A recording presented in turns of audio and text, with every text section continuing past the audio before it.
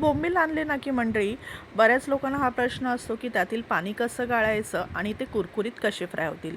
तर त्यासाठी एक सोपी पद्धत आहे जी मी फॉलो करते, तर तीच तुमच्याशी आज मी शेअर करणार आहे. बोंबील आणले ना की पहिल्यांदा स्वच्छ धुवायचं, एखादं मोठालं ताट घ्यायचं आणि एका साईडला बघा असे बोंबील पसरवून ठेवायचे. त्यावरती लिंबाचा अर्धा अर्धा ते एक लिंबाचा रस असा पिळून घ्यायचा आहे मंडळी. आणि बघा सर्वत्र लिंबाचा रस पिळला की थोडंसं मीठ टाकून घ्यायचं. आणि आता हे जे बोंबील आहेत ना एका साईडला बघा आपण अर्धा ताटात हे करून ठेवलेले आहेत.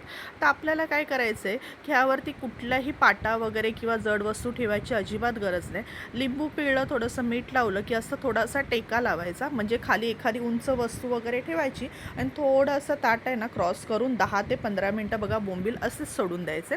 10-15 मिनटानंतर आहे ना मंडळी यातील सर्व बोंबलातील जे पाणी असतं ना ॲटोमॅटिक हे एका साईडला असं जमा होतं बघा. आता हे जे पाणी आहे ना हे तुम्हाला फेकून द्यायचं आहे, म्हणजे तुम्हाला कुठल्याही पाट्याखाली वगैरे हे बोंबील ठेवायची अजिबात गरज पडत नाही आणि त्याचं सर्वत्र पाणी निघून जातं. आता आपण बोंबीलला लावायचा मसाला बनवूया. 1 चमचा इथे त्यासाठी मालवणी मसाला, थोडीशी मिरची पावडर, हळद आणि मीठ घेतलं आहे. थोडंसं मीठ आधी आपण लावलेलं आहे त्याप्रमाणे चवीनुसार घ्यायचं आहे. आता ह्या मसाल्यामध्ये मी आगोळ टाकून घेतलेला आहे आणि याची एक पेस्ट करून घ्यायची आहे.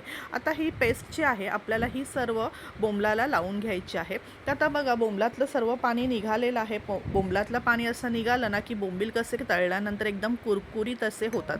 आता हा सर्व मसाला जो आपण पेस्ट बनवून घेतलेली आहे, तर ही पेस्ट सर्व आपल्याला बोंबलाला चांगली मॅरिनेट करून घ्यायची आहे, सर्वत्र चांगली व्यवस्थित लावून घ्यायची आहे. बोंबलाला सर्व मसाला लावला की आता आपल्याला काय करायचं आहे, बोंबील तळायला घ्यायचे आहे. त्यासाठी इथे मी थोडंसं तांदळाचं पीठ, 1च चमचा इथे बेसनाचं पीठ आणि चवीनुसार एकदम किंचित असं पाव चमचा मीठ घेतलेलं आहे. सर्व पीठ असं कालवायचं.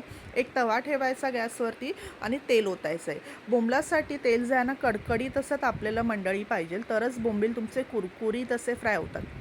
सर्व आता जे आपण बोंबलाला मसाला लावून ठेवला आहे ते एक एक करून असे बघा ह्या पिठामध्ये आता घोळवून घ्यायचं आहे. पीठ सर्वत्र छान असं लावून घ्यायचं आहे. आता हे कडकडीत तेलामध्ये आपल्याला काय करायचं आहे, एकदम हे बोंबील जे आहेत असे सोडून घ्यायचे आहेत एक एक करून.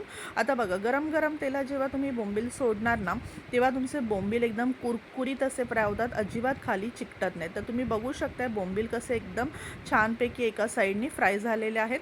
आता दुसऱ्या साईडनी फ्लिप करून घ्यायचे आणि मस्तपैकी कुरकुरीत असे हे बोंबील फ्राय करून घ्यायचे आहे. तर बघा अशा पद्धतीने तुम्ही बोंबील फ्राय कराल ना तुमचंही बोंबील असे छानपैकी कुरकुरीत असे फ्राय होतील.